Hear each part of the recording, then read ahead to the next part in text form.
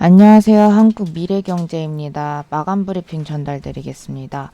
월요일 거래소는 오미크론 출현에 따른 지난 주말 금융시장 충격에 개장 직후 2,890포인트까지 하락했습니다.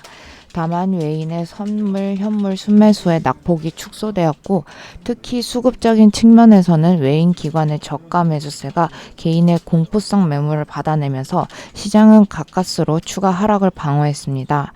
지난주 초반만 해도 반도체 급반등으로 3,100선을 넘어갈 것만 같은 증시가 힘없는 모습으로 주저앉아버린 상황입니다. 시장에서는 오미크론 변이라는 예상치 못했던 변수가 발발했고 투자자들의 공포 심리를 자극하는 상황입니다.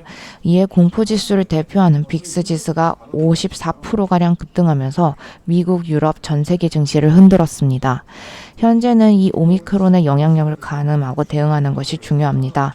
지난해 9월 영국 변이 바이러스, 10월 인도 바이러스 당시에 우리 증시는 마이너스 7%, 마이너스 5%가량의 단기 급락세를 보였습니다.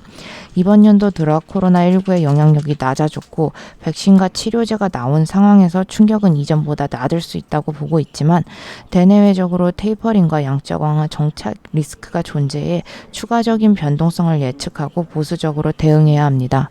하지만 우리 시장에 반등 가능성이 아예 없는 것은 아닙니다.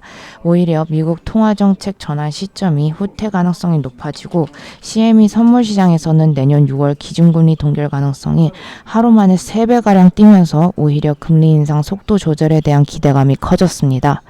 오미크론 충격은 과대평가된 시장에 대한 경계 심리를 자극했고 경제 회복 기대감과 현실 간의 괴리를 좁힌 채 출발이라고 볼 수 있습니다.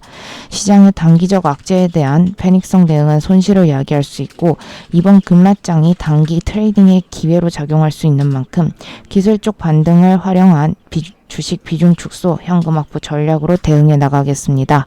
오늘도 고생 많으셨습니다.